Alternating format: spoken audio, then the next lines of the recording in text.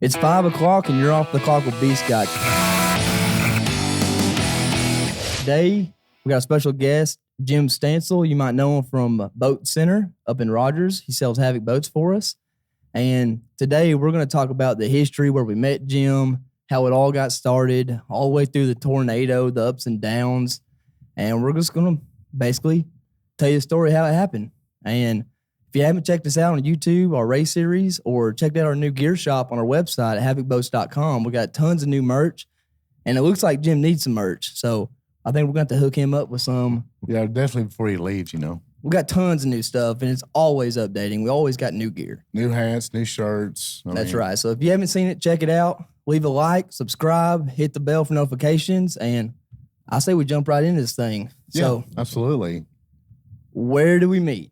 Where does the story begin? Well, it started with Tim and I meeting at Wings Over the Prairie duck calling contest. We had some booths. I was displaying some of the boats I made.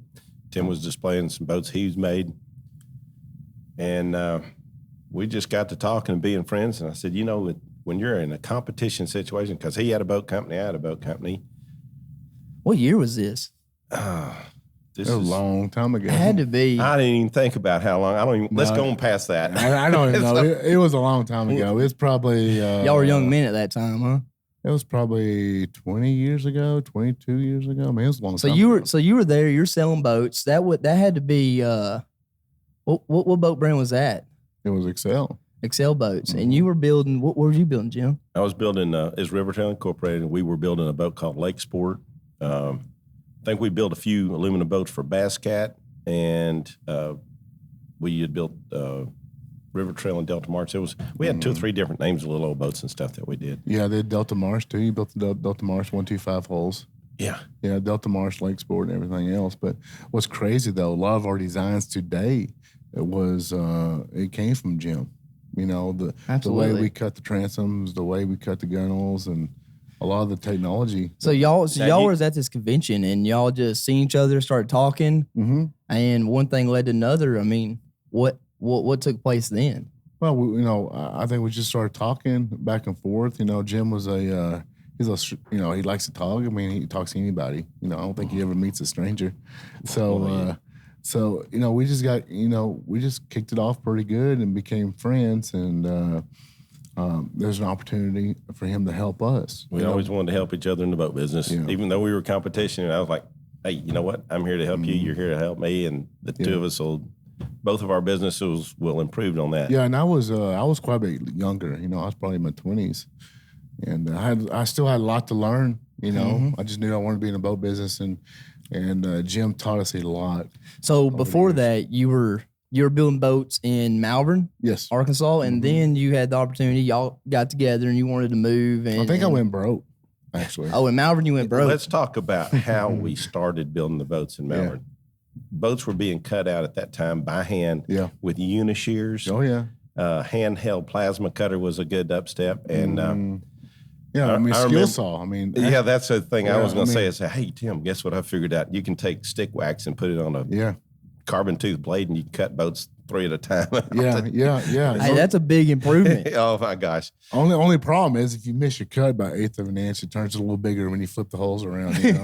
So it definitely mirrors. And you got cut. 3 boats to fix instead of 1. Yeah. So there is some some high stakes, some flaws in that. You know, that method for sure. It wasn't no CNC plasma machine, but we did eventually upgrade some better equipment back then. You know. It is. So he kind of taught you some ins and outs and kind of opened your eyes to some new techniques as far as being a boat builder. Well, you got to remember, I came from Express. So Express true. Boats was a huge production facility. So I really didn't know a whole lot other than, I had an eye for building boats, pretty much. And so, I came from Express and, they're a really good company. Had a lot of employees. They ran a lot of production. And, getting into that, that's what I was trying to do. Of course, I failed. But then there came an opportunity where me and Jim made a deal, and we started working together. I moved to Clinton, Arkansas, and brought Excel to Clinton, Arkansas River Trail. And we started building. And Excel's there. And both of us wanted to take Excel and make it our top of the line boat. Yeah. That And was it the did. plan. Yeah, Excel was a really nice boat. I mean, we took some methods that he liked to do, and we had the drive to get them built, and we together, we mass produced them. I started the diamond transom cut. That's right. And That's right. you immediately made it more aggressive. Yep. Yeah, it definitely gave it the. And that was one of the big difference between the Lake Sport and Excel was just the way that transom was cut. Yeah. And It was a really good idea, and saved us a lot of folks don't know why it's there, but a lot of it is if you order your extrusions just right, you save a lot of money. Yeah, absolutely. And from what I know about you, you were all about saving money. Always. The TIG rods. That's the number one thing that I always hear about. And you can cut your own. Yes. I tell everybody that. You should drive your mama. Have you tried crazy. it? Do y'all do that? Y'all don't. No, we don't do that. No, here. we don't do it. We actually buy rods, but Have you tried it ever just for fun? No, I've never even tried it. But it's funny because Mom, that's one of the things Mom always talks about. yes. She's like, your rod would be fat and it'd be skinny and it'd be fat. She's Yes. like always talking about, but she said it welded pretty. Yes, you can Welded weld really pretty. But you also got to remember too, we don't have the same TIG welders we did back then. Yeah. Our TIG welders are a little different. I mean, they got to have something that's the same. They can't adapt and change to the environment very well. So back then it was a little different. The guys here, we're more of a speed, Streamlined, same thing. deal, and Over and over and over and over. even if you talk about a fat rod going to a skinny rod, it does make a difference. When you're running production to the maximum. I mean, Which at that time were the boat builders also capping out boats yeah. and welding holes. Things are different. Back then, a MIG welder was a TIG welder. Now we got TIG welders and we got MIG welders and blah blah blah blah. Specialty. Yes. So And cap out guys and cap out guys and this and that. So we have a little more process. To finish a boat. But it's a good and bad because one guy's really good at one thing, another guy's really good at something else, and you put all that talent together, and you end up with a pretty nice product. Absolutely, I agree with that. Mm-hmm. In Clinton, Arkansas, how big did that operation get? Because as a kid, I see it at a different scale than when you're grown. Obviously, things are bigger than. Yeah, you when were you're like a kid. 12 years old. I was younger than that. I think I was about 10, 10, Probably 12. Yeah, 8. he was young. I mean, Clinton, this was the first time Jim seen you grown up. Yeah, since then. I mean, you got a kind of a beard now. And it's kind of a big deal. It's kind of a big deal, I will say, if you didn't have that insult, that'd be that's the only thing you use against me. Well, So one day when this beard comes in, you're in deep shit. I know when that beard comes in, I won't have nothing to make fun of you. Yeah, with. you're in deep shit. I know it. But yeah, so how big and how scaled up was it there at in the River Trail Excel boat days? I think in our heyday, we were the building was 78,000 square feet, and we approached 40 people. Yeah, that was 40 people. That's that's pretty good. We approached 40. Yeah, that's pretty good. Yeah, that is pretty good. And man, I think this moves on to the next thing, the big downfall of Clinton, Arkansas. I think it all changed for us when that F4 tornado. F4 tornado. Yeah, I was talking to Brandon the other day, and I was like, "Can you remember that tornado like it was yesterday?" Oh yeah, man. And it is. It sticks in your head. I understand what PTSD is because I can remember that. Yeah, the buzzards flying, every bit of that. Let me tell you something. You come over to Scott's house, and there's a damn tornado in the area. We got helmets, and we have a besieger. Oh yeah. Yeah, we take it. We don't play around with that. We take that shit serious. And here, tell you just real quick, I don't want to get off the subject real quick, but a couple nights ago, we moved to Hampton, Arkansas. Yeah. And we built a house in Hampton.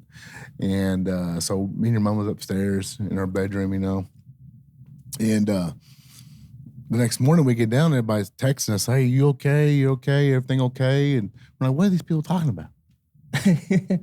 And we even built a safe room. Yeah, safe room. So, and the generator kicked on that night. I do remember the generator kicking on. Oh, wow. The power went out and the generator kicked on. So you slept through a tornado. That's what's happening. We slept through the tornado. It was only like, a quarter mile from us. And y'all didn't get in your We safe didn't even get in room? the safe room. I'm like, Ashley, why do we have a safe room? You're getting too comfortable. I mean, we're upstairs next to the roof. We know what happens. The roof comes off. Everything gets trashed. Yeah, y'all are worst place. I mean, that's why we built a safe room. Right. She goes, well, we lost our cell phone service when the power went out. The booster, yeah. It didn't reboot. So we had no way of knowing there was actually a tornado. I'm like, well, that's a design flaw in our operation here. Well, that's So what are we doing to fix that? Yeah. That's a good way to find out, though. So about a week later, Amazon packages show up because it actually has a Amazon fetish problem. problem. I'm the middleman Yeah. at the moment, and I'm gonna tell you what, I don't get paid very good Yeah, he delivers all of his mama's because packages. some reason she sends all of her Amazon to get delivered to my house. Yeah. So every day I got 5 to 6 boxes sitting at my door, and it's before I even go into the house. I get out, It's I bad. get the boxes, It's I bad. put them in the truck. I need a cardboard compactor, at the house. That's Yeah. how bad it is. It's ridiculous. But That's funny. so anyways, so she ends up getting this weather radio, this huge weather radio, and I got to put this antenna up and all the bull crap. I mean, okay, you took the shit serious at least. I know. So now it's going to scream at you when a Yeah. tornado comes, and you're going to freak out. Yeah. And I think it's probably better off you just slept through it. I know we did sleep through it. It So was stressful. me and actually woke up the next morning, and we do what old people do, I guess, because I am getting older, I guess. So we get in the car, get some coffee. She's in her pajamas. We got our winter dogs with us, and we drive through town, look at all the damage, and go back home. My life has changed. Well, I'll be honest with you though. I mean, the tornado in 2008 was a pretty serious tornado. That was a big tornado. That was an F4 tornado. And 126 miles on the ground, I think that's the longest in the history of the United States. That was a big tornado. That's a big tornado. and let me tell you, it center punched the boat plant. Yeah. Oh, it's it is. It is perfect. I remember that day being at school, and when there's a bad tornado happening that night, you can always kind of feel it in the air. The moisture. You can actually see the tornado on YouTube. Somebody actually filmed the tornado from Pizza Hut. Yeah, from the Pizza Hut, It's on YouTube somewhere, and it's massive. It's a massive. hitting the boat factory, or Well, they were filming it. If you remember where Pizza Hut is, Right. of course, you still live there, but I mean, not there, but you know what, you live there longer than I live there long enough to know. Yeah, right? I mean, yeah, yeah, There's a Pizza yeah, it's Hut pretty good down- ways away. Yeah, it's or pretty well, good. it's downtown. Yeah, there's the boat plant there. That's pretty bad stuff right there. when you look at that picture, and you got to think, how did anybody walk away from that? Back there in the back was a semi truck we were loading. That was a load of Excels right there.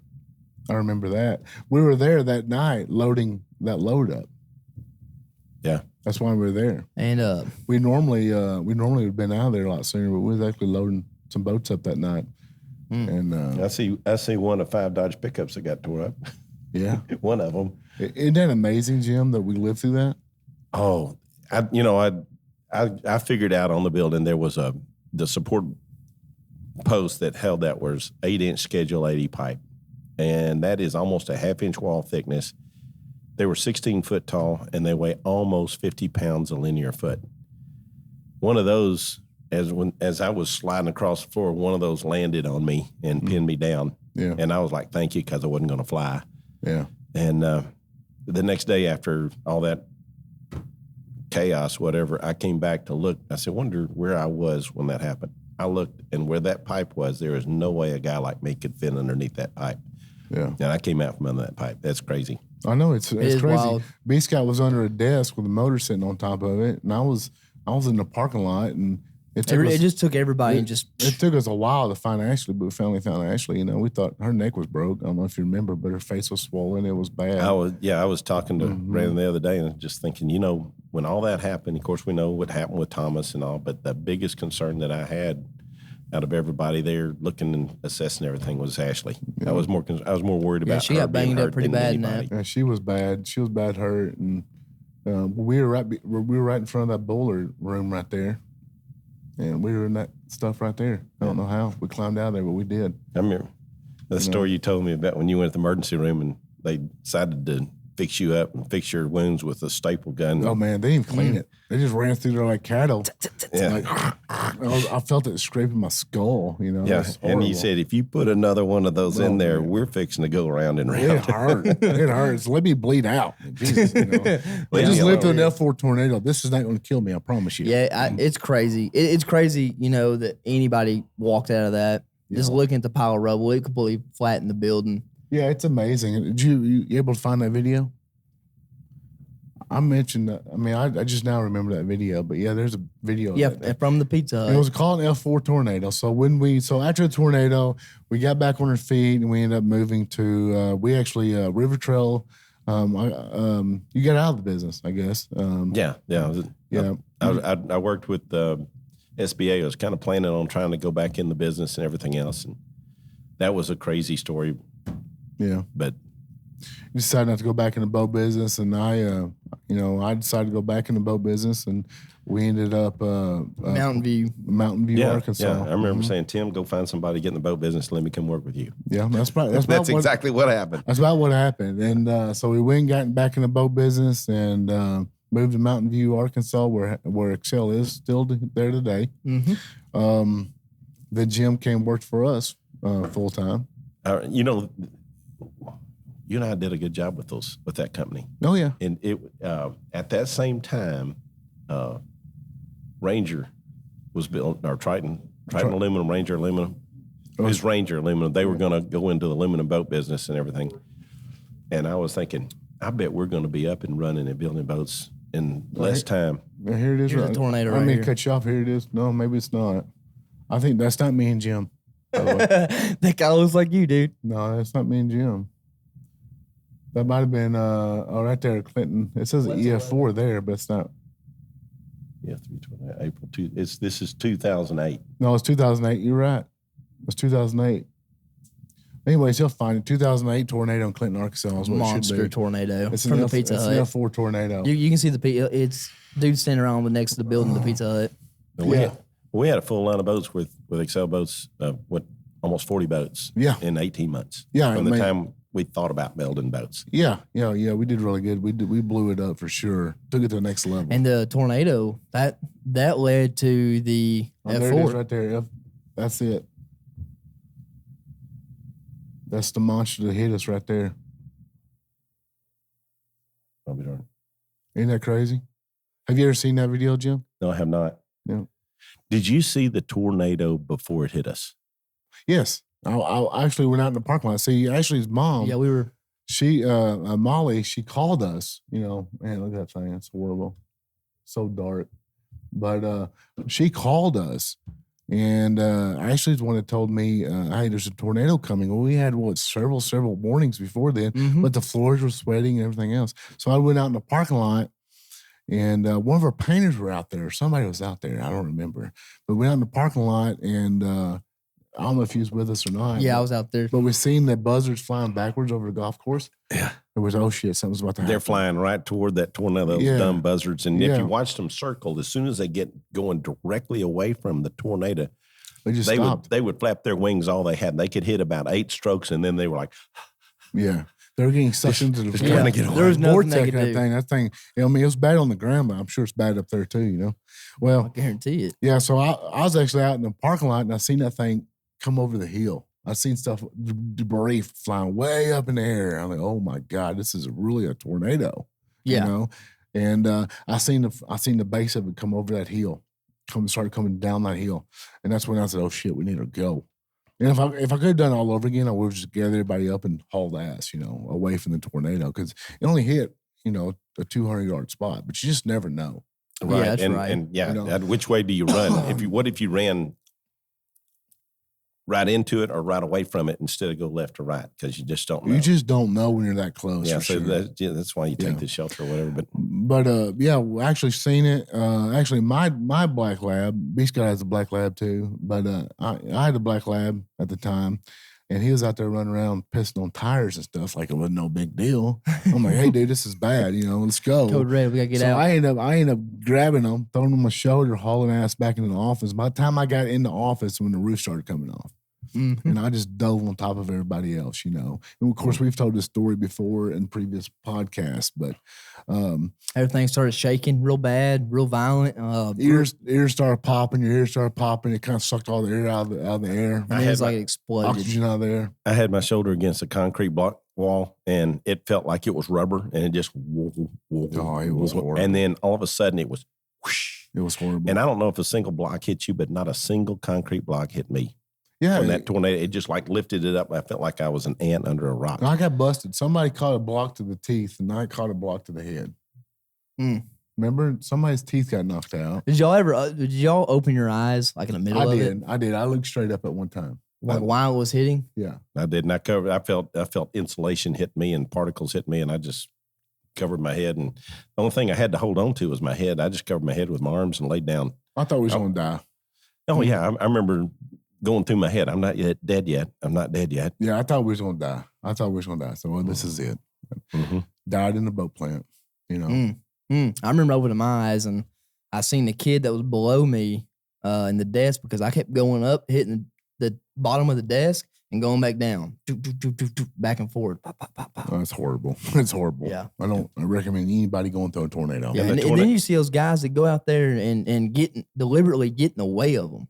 Oh, yeah, they get paid cars to do and that. All these anchor tornado down. chaser people. Yeah, they like it. You know, Yeah, they like can that have kind all of that. stuff. I don't want that. No, And every hell once no. in a while they die.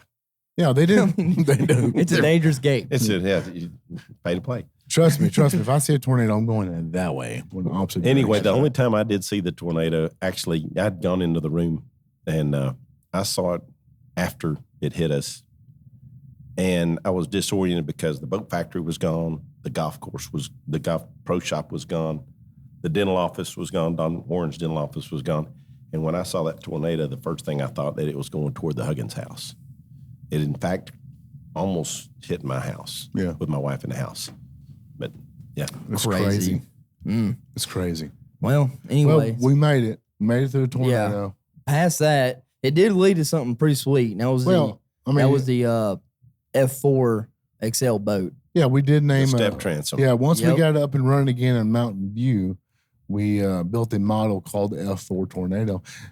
Called F4 from the tornado. Yeah. Now, a lot of people to this day, when they buy an F4, they don't know really where the name came from. Why is it called F4? Yeah, I've told a lot of people that, and they go, well, that's cool. Yeah, nobody really knows the history of the F4, and it was probably one of the most epic boats we ever built. You know, it was a good boat. The beginning of the step transoms. Yeah, and it really opened the market up for us. I mean, once we built that boat, it kind of took off for us. It was a really good-looking boat. It started changing the game. It did. It started changing the game. I think that was really probably the first pivoting moment.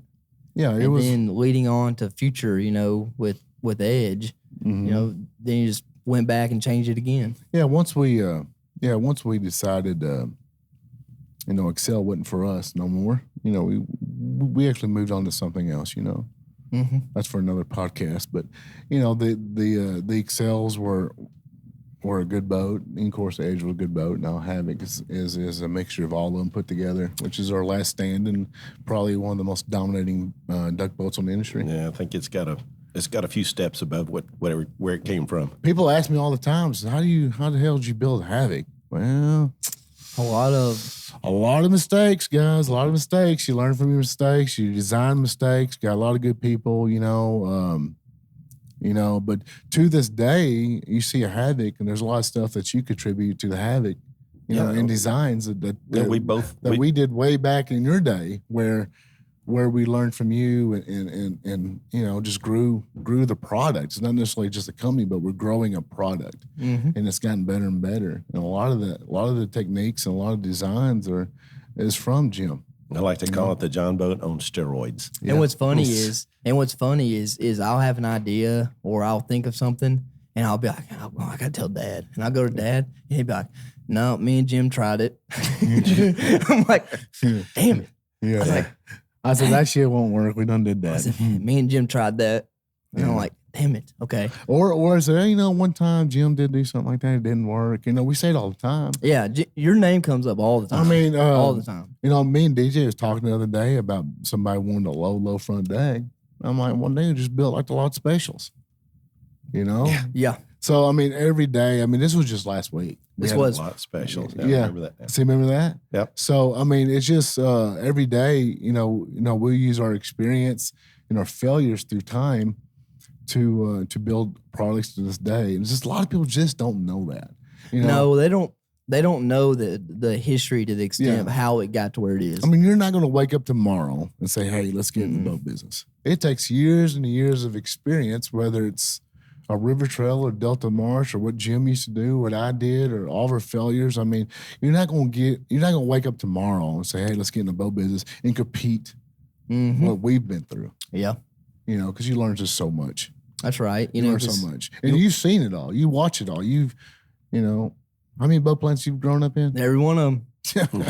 Yeah. Since the beginning, you know. I remember even in Clinton, you know, riding around bicycles. I got busted my head open on a chair in the office one time. Yeah. I mean, just grew up running around there. Yeah. So then after that, you know, after we got up and going again, and I decided we wasn't part of Excel, you know, we kind of get out of that thing.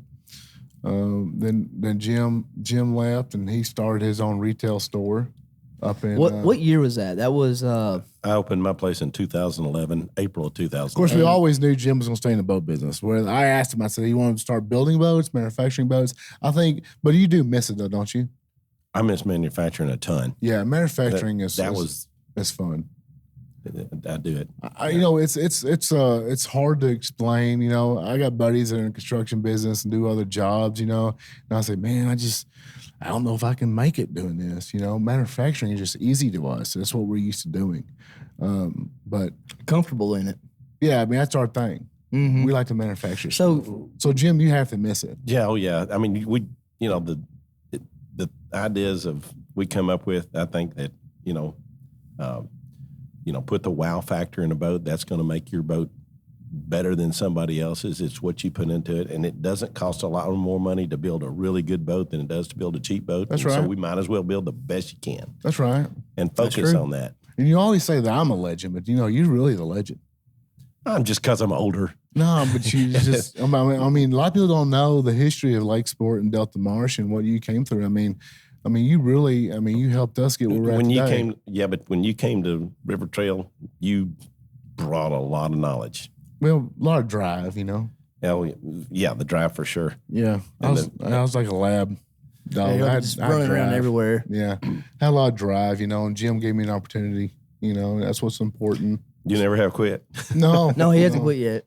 Don't quit. Yeah, that's true. You know, we go back to this podcast. You know, this podcast. We always say the podcast is, you know, about the American dream. You know, living the American dream. A lot of people say, "Hey, what are you doing?" It's living the American dream. Just another day. You know, but it does take a lot of good people to. I mean, you're not going to go out in this world and get where you're at today without good people helping you. You know, absolutely. So you know that's what's so good about this, and this podcast is explaining a lot of that to a lot of different people that don't know the story and lose hope in the American dream. So I got a question. So I never knew. Did you ever do anything before you first got into the boat business, or how? I mean, did you just come out swinging in the boat business? Well, it started out with a lawnmower shop. Lawnmower shop. Yep, I wanted to be in the small engine business, and I think I remember that. I think I remember you telling me a story. We even had. Well, no, it was you were up there at the boat factory, but in Little Rock, Arkansas, we had this lawnmower shop. Yeah, off of Cantrell or something. Yeah, it's Cantrell Lawn and Marine. Yeah, I got you. I remember that. Yep. Mm-hmm. And Marvin Mason was the guy that we were kind of partners in on that, and he said, "Well, you know, my brother-in-law is a certified Mercury mechanic, and there wasn't a Mercury dealer in Little Rock, Arkansas. Heck, let's do that. That'd be more fun than lawnmowers." So we placed an order for like 200 Mercury motors on our first order, and it was the largest order of Mercury outboards in the history of Mercury. Wow. From what I understand, at that time, that's what they kind of told me. And so anyway, we kind of got started with Mercury, and then Yamaha was going to introduce their motors, and I think I was the 5th Yamaha dealer to be signed up in the United States. And they wanted a bigger place than our shop there, so we moved down a hill and to the bottom of Cantrell Road, and there was some Quonset hut buildings where Fairfield Communities is now. And, so we were retailing it there, and we started manufacturing boat trailers. And in like 91, we got this great idea that we need to manufacture boats and sell them. Mm-hmm. And so we started. So you started building trailers, started doing boats, and got seemed to me like he just put the puzzle together. Yeah, I mean, he was working on all the little bits and pieces. And then, you know, it's like, okay, if we're going to do this boat building right, we don't need to mess with the retail end of this stuff. So we closed that down. Started picking up dealers. And then, started picking up dealers and moved to Clinton, Arkansas, where we opened up River Trail. Mm-hmm. That's a pretty big step. That's pretty big it step. is. That was a big step. So out of all this happening, I mean, what has things changed to the duck boat today? I mean, how have you seen it go from cutting them out with skill saws and lack of designs? I mean, there wasn't a lot of designs back when you started. I mean, it's changed a lot, floating the nose, hear all the time on social media, floating the nose. These duck boats has became more of a, back in the day, they used to hop and slide in turns and bounce in turns. I mean, the technology of the duck boat design has came a long ways. I mean, how have you seen it change since the day you started building boats? I mean, a duck boat really matters. I mean, every little thing matters. And before it was just a John boat. When I got started, 90% of it was riveted. Yeah, I mean, it was just a John boat. Yeah, just a John boat and little 15-horse motor and go. And nobody was expecting any kind of performance. No. I mean, when I first got started, in the 80s and stuff like that, people say, I want the fastest 25-horse motor you got. But nobody considered a big tiller like a 40-horse. Nobody even considered that. Right. And now you see them running 75s, 115s. I mean, yeah. I watched a TikTok video today. Well, a 16-foot boat with a 115 on it. I know. I mean, it's not ready for that. I mean, we do not recommend that. But you see people doing it, though. I mean, that guy was toting the nose at 76 miles an hour.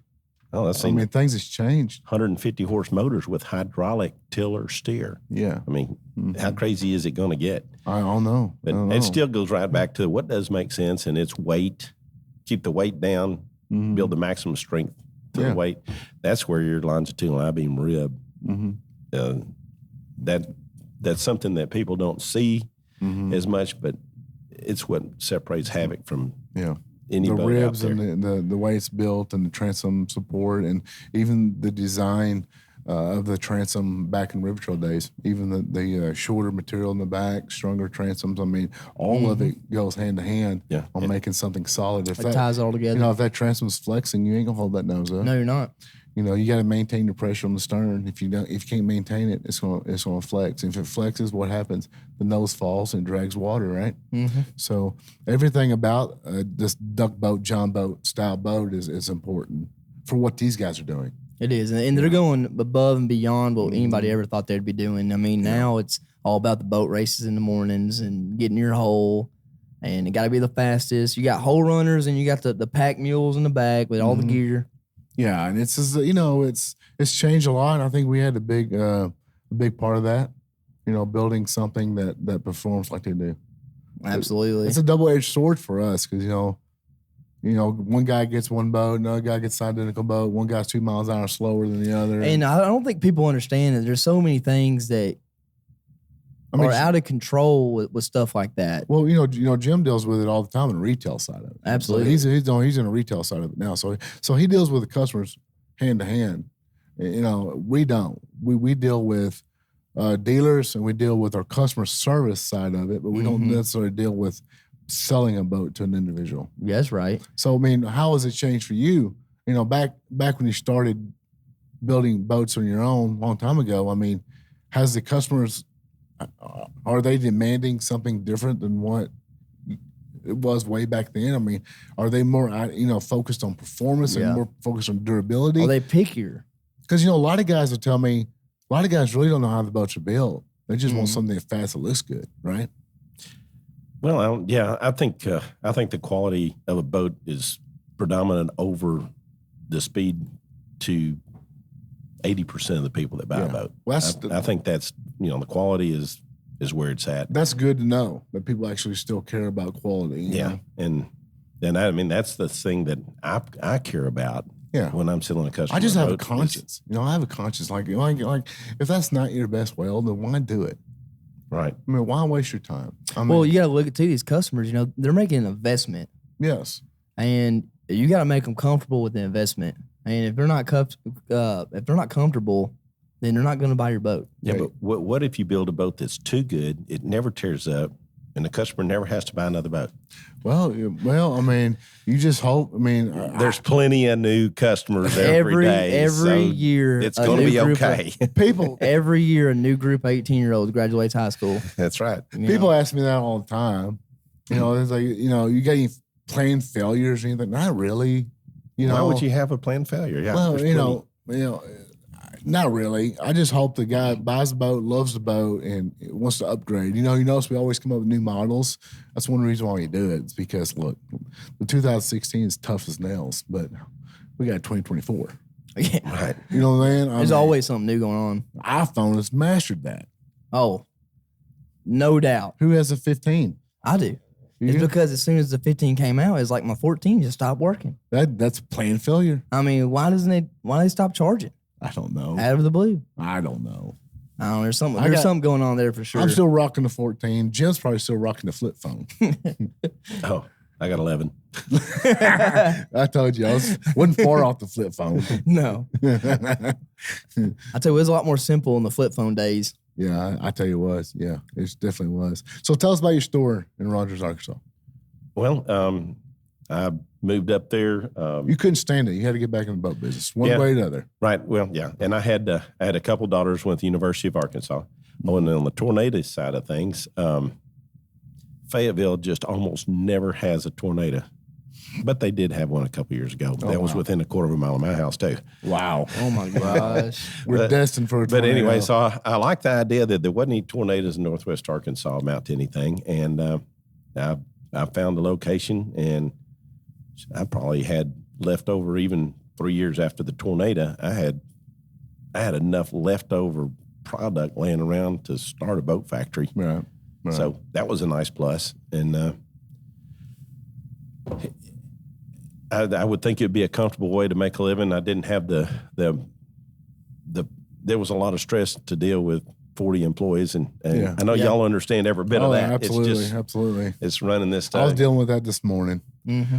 But, it's definitely a lot of stress being on the manufacturing side, for sure. And I like So I can see why you want kind of a break from that, Yeah. And I like the retail side, and I run my mouth all the time talking to customers and you are a social butterfly. Enjoying, I really enjoy people. Down deep, I really just like people. That's good. That's good. It's just so that's a good trait to have, especially doing what you do. You got quite a few Havocs in stock too. Now I got probably better than 40 of them right now. That's good. That's good. What's your biggest seller? The 1756 is probably my number one. The DBSTs? The DBSTs, and we're selling some BGSTs as well.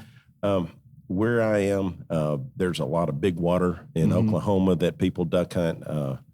And that I've been out there at 4 o'clock in the morning with it white cap and water splashing up and freezing on my jacket with a 15-footer, and I kind of thought it'd be nice to have a bigger boat. A little bigger boat makes it a little better. So that hits that area well, and but we sell a little of everything. I mean, it's a good market, and I'm selling into Oklahoma and Missouri and Kansas, and I've sold into Illinois. I've even sold in Minnesota. So I'm kind of on the north edge of Havoc. I know that there's dealers north of me and. But nothing out west, though. I mean, we have one dealer in Kansas. We don't have a whole lot out west. I mean, there's not really a huge dealer network out west or Well, really, we don't have Arkansas. We don't have a huge dealer network as it is. No, we don't. We keep it small. We take care of them, they take care of us, and as long as it works, it's good for everybody. Yeah, we haven't added any dealers. Have we added any dealers this winter? No, I don't think so. So I think we're holding our ground pretty good with our dealer network now. The thing is, if you start adding a bunch of dealers, everybody's gonna make less money. Yeah, it's gonna hurt the dealers we have. If we can do it with the dealer network we have, it's best for everybody. Yeah, I was told one time that in the dealer network that 80% of your dealers or 20% of your dealers will sell 80% of your product. Yeah, and I believe that. And if you qualify your dealers better and you get that average up, that's just great for everybody. Yeah. And I know y'all do that. And we focus on I have a really value my Havoc dealership. I'll tell you that. Yeah, we have a small dealer network that sells a lot of product, and we try to keep it small. That way everybody can make money, because we're only going to produce 2,000 boats a year, right? And that's it. So we're not trying to expand and nothing like that. We want to build our 2,000 boats, and we want to get our dealers and let them make some money. Also too, a small dealer network, you can maintain better customer service. And that's most important. Yeah, customer service is really important. I mean, when that customer buys a Havoc product, I was mentioning to you, I was talking to you on the telephone. I said, look, we screwed that boat up. We'll take care of it. You just get the boat to us. Let our people take over. So even though that boat might be your customer or somebody else's customers, Havoc is still having an obligation to uphold the best they can do for that product. No matter if it's sold 2 years ago, 5 years ago, whatever, it doesn't matter. Still has that logo, right? Mm-hmm. So that's what's important. So if we can back the dealer and the dealer backs us, that's a perfect combination of partnership. And it just makes everybody have more confidence in the product, even though they're buying it from a dealer or whatnot. So I can't be more happy with our dealer network. Absolutely. I agree with the only complaint that I have is I think I go broke doing warranty work for Havoc Boats. You just don't see enough of it. I hear you. Yeah, a lot of dealers tack that $99 an hour up there. So, hey, I had to pull out a nav plate or a nav. Yeah, I had to straighten something or $300. I'm like, I don't think so. I'm like, dude, it took 5 minutes, maybe. I can fix that for like 10 minutes. I can almost fix that over the phone. No. Bring that boat back here. Yeah. We'll take care of that. And we do. We take care of anything. Anything we can. Yeah. To a certain degree. Now, there's customers out there and Jim's saying it too, there's customers out there who will take advantage of a good company base and a good dealership. Well, let me ask you, do you think you see more of that now than you did back in the River Trail Excel days? I think so. I think a lot of times when people buy a duck boat, some people will know they're buying something for the woods. There's going to be some paint coming off. There's going to be some rubbing on some trees. There's going to be sand in your boat. It takes a beat on your waders. And your waders are full of sand. You're sitting on your seat. You're twisting and throttling, kicking around. There's going to be some wear and tear. Yeah. But a lot of customers assume that there shouldn't be no wear and tear. But it just doesn't make any sense. Even if it's something like just a paint rubbing, thinning out over time, wearing it out with we had a customer come in and really upset with us over his paint coming off his icebreaker on bottom of the hull, right there at the throat. That's going to be the point of contact every time you put that boat on the sand beach, rocks. I mean, that's going to hit. Every log he hit. It's going to hit right there. Well, his paint was coming off of his ice rail. So he's rubbing the paint off, wear and tear. Mm-hmm. He threw a fit. Well, I'm going to say about that customer, I said, you know what? If this thing comes in and it doesn't have any paint wore off that, I'm going to be real disappointed in me because I sold you a boat that you didn't really have a chance to enjoy and use like you're supposed to. I know it. But that's part of life, man. Enjoy your stuff and use it. Those kind of people, you just smile and say, okay, we'll get you fixed up. But we try to explain the situation and how it happened. I always tell people all the time, I got a John Deere tractor, right? And I called him up. And I felt really bad anyway. But I called the John Deere guy up. I said, hey, man, paint is coming off of my... Oh, man, you done did it. Where I keep my feet. He says, well, we do sell rubber mats for him. I'm like... That's a valid point. You have a good day. How much is one of those? And I'll take it. So then it goes back to the point where, God, I hung up. Dang, I'm not one of those guys, am I? but also too, I also understand the disappointment of something. Well, the thing is, when it fails. But understand this though. On the same note, you take a lot of pride in your John Deere tractor. I love my John Deere tractor. And the customers, they take a lot of pride in their boats. That's right. So I can see. You have to really open up. You got to really be honest with yourself. I think that's what makes us so good. Is like, look, I'll put myself in your situation. You spent $20,000, $30,000 on this Havoc boat. I know you're disappointed in this failure. And we'll take care of it. That's right. We'll take care of it because it is disappointing, even though it's a total BS complaint because it's just wear and tear. It ain't no difference shooting your shotgun 1,000 times, 2,000 times to burn your barrel out, or your rifle, whatever it is. I understand you're going to burn the barrel out, but there's still a disappointment of failure, and you want to blame somebody. Whether it's Ruger, whether it's whoever it is, you just want to blame somebody because it's that's the way people are, right? So I understand that, and we can absorb that, a little bit, make sure customers are happy. But we don't let them leave the facility without knowing what they could have done to prevent it. I Yeah. think just like that John Deere guy told me, buy a rubber mat, dude. You know, you got mud all over your feet. What do you think your feet's doing when you're in that tractor seat just grinding away? You know what I'm saying? So there has to be. He had to teach you a lesson. He taught me a lesson I should have already known. I remember back in the old River Trail days, I had a guy come in and he had the bottom beat out of a little 1542 John boat that we built that was 100 gauge. Yeah. And he wanted me to fix it. Yeah. And I came out and I looked at that boat and it was just beat all to ever. And so anyway, I said, I can't fix this boat. I can't fix this boat. Because you're afraid that if you try to fix it and if it's not right, he's still going to be. Yeah, I mean, there's just this boat. There's just too many wrinkles. This boat is beat everywhere. I said, I don't know how in the world you did this, but it's beat. I said, how about if I build you another boat and charge you a little bit of difference and make it out of 125 gauge? And how about if I do that? And he goes, all right, yeah, I'd pay that. That's great. So I did it. That's good. And the more I got to build the boat, and he started talking, and the more he talked, he said, you know, this boat has lasted 4 times longer than any boat that I've ever had. The one that he tore up. Yeah. Mm-hmm. So, I mean, it was just what he did with a boat. He's rough. Yeah. Yeah. Yeah, I know. And I know we got customers like that too. I was like, yeah. I said, I'm coughing up a coin or two here to get you taken care of, and you're telling me how my boat outlasts anything else, and I did warranty it, and and people are rough on boats now. it's just what that's how part of business sometimes. That's how the I-beam rib came about, and that's how the MSTC came about. And it's built perfectly for that. Yeah, I mean, I ought to go beat the shit out of this thing. It absolutely dominates in that era. And if it tears up, please let me know. That way I can build something better. You know, that's what people have to understand.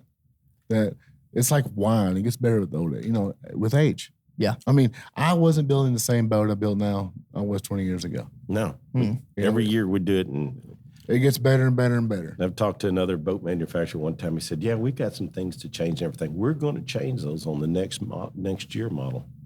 And I was like, I think I remember seeing on a brochure that prices and specifications are subject to change without notice. And so it's like, man, if we figure out a better way to do it, we're going to do it right now. Yes. It's not going to be next year. And me and you are both like that. Yeah. Like if you see something that could have happened to a boat, let's change it and give the customer the best. Well, if as long as you're building boats for a reason and not just doing it for money. If you build a boat for money, you're always going to make a better boat. If you're building a boat for money, you're not going to be successful. You're not going to be successful. You got to have a purpose and a desire to change the game. Build the boat. You're exactly right. I'm glad you picked up on that and you're learning that. You build a boat for a purpose. Yes. The money will come. Absolutely. It's just a byproduct of improving the market. Yes. When DJ or Gary or somebody comes to me and says, "All right, this is what we got in the boat. This is what we're going to sell about, whatever." It was never about the profits. It was about just somebody. I was texting you this morning about a new boat idea, that I experienced in Texas. I'm like, look, and I told you in my text message, we have to change this. We can give these people a better product because I witnessed their issues down there, and I talked to a lot of different people. And they're all struggling with the same problem. So on my way home from Texas, I get on the phone and I was like, look, this is an opportunity to change this. These people need something better. And the reason why they haven't changed it is because it's too damn expensive to change it, but we can change it from the ground up. We can change it right now. Because it's a completely different thing than what we do now. Yeah, because I felt sorry for these people. I felt sorry for them. You witnessed it. I listened to them. I watched them. Man, that sucks. I mean, nobody's fixing this in your market. How come somebody ain't fixing this? This is an important issue, So I get on the phone. As soon as I get in the truck, I'm heading back. I'm thinking, okay, we got to fix this. Yeah, we have to fix this, and I think we are going to fix this. Yeah, we're definitely working on. We're making moves to start building something for. And this problem was even with our boat. This was with another. No, we don't have a dog in that fight. No, but this is their problem. This is their problem. Yeah, we don't have a dog in the fight, and we're going to fix it. You don't know what it is, but I'm telling you, it's coming. They're letting them down for sure. It's coming. Yeah. You're fixing to put a dog in the fight. We're fixing to get a dog in the fight. We're about to because these poor people need a solution, and we got it. we're gonna swing at it. That's for sure. Yeah. So, anyways, I mean, it's good to get Jim in here. It is, and because for me, Jim, he helped me and your mama get where we're at today, and really, I mean, a lot of people say, hey, Havoc built a badass boat, and a lot of people don't know the history of Excel and Edge and everything else. But man, the root of all this became when me and Jim met there at the you can't talk about at the any boat show. Yeah, I'll tell you what, can't you're talk making about me it. really appreciate you. Even more than I. No, I always mean, do. it's just true. You It's- guys are great. It's just true. It's It is true. a It is. fact. It's true. You can't talk about Havoc Boats and talk about the history without mentioning Jim Stancil. No, it's And that's a true. fact. No, man, Jim, we mention your name more than you believe. I mean, it's just like even around here with DJ and Gary and all of our management deals, we laugh, we get ourselves in a situation, we'll look back and say, okay, what would Jim do? So it's Nash is like, oh, I know what he would do. He would definitely not throw that lid away, But Did they used to get into it over stuff like that? Ashley and Jim got into it quite a bit over miscellaneous cuts. She's pretty spicy though. I mean, she's hard to handle in the factory. Yeah, I actually wouldn't want to process something that we're cutting out of a piece of metal just to cut a piece of metal. That was her biggest deal. Actually, it's more of a get to the purpose of the cut, throw the rest away, let's move on. To the next thing. There's goods and bad sides of that. It's always about production. Time is money. If you can't get your job done quickly, you're not going to make money. That's the deal. We all work on low margins, if we can build boats all year and get out of this thing for 5%, that's a good year for us. Customer service is expensive. Oh man, we spend a ton of money on customer service, but there's a reason why I believe the customer service is the key to every business because the companies in the United States makes it easy for us because no one else cares about customer service. You'll see some companies that like it that pays attention to it, but very little.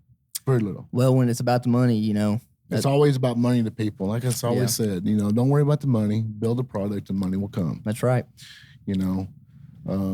Well, I tell you what we need to do next. This is your first time being here at the new facility. That we put up here, and I think we're both super excited to take you out there and let you walk around and look at it because it'd be the first time you've seen it. Not this one, yes, it is. We're really proud of it.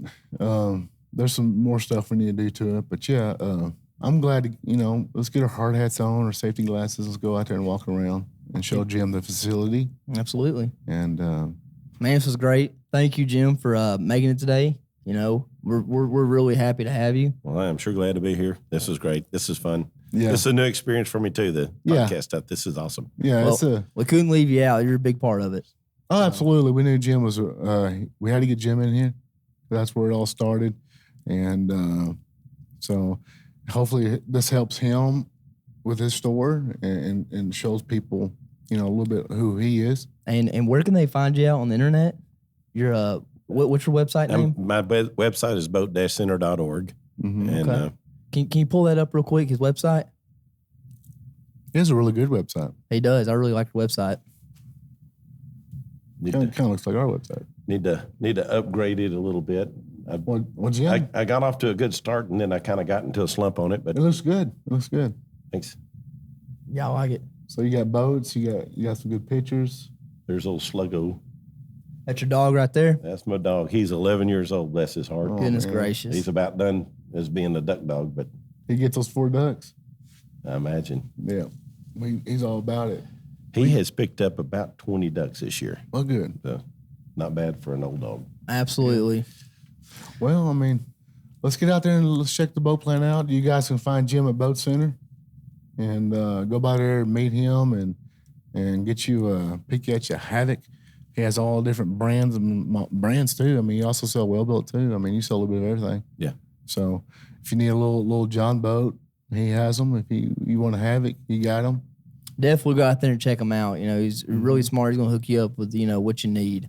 And I'm ready to get out there, y'all. Yeah, let's do this. Just make sure you like, subscribe, share the video, and go like our race series and just check us out. See ya.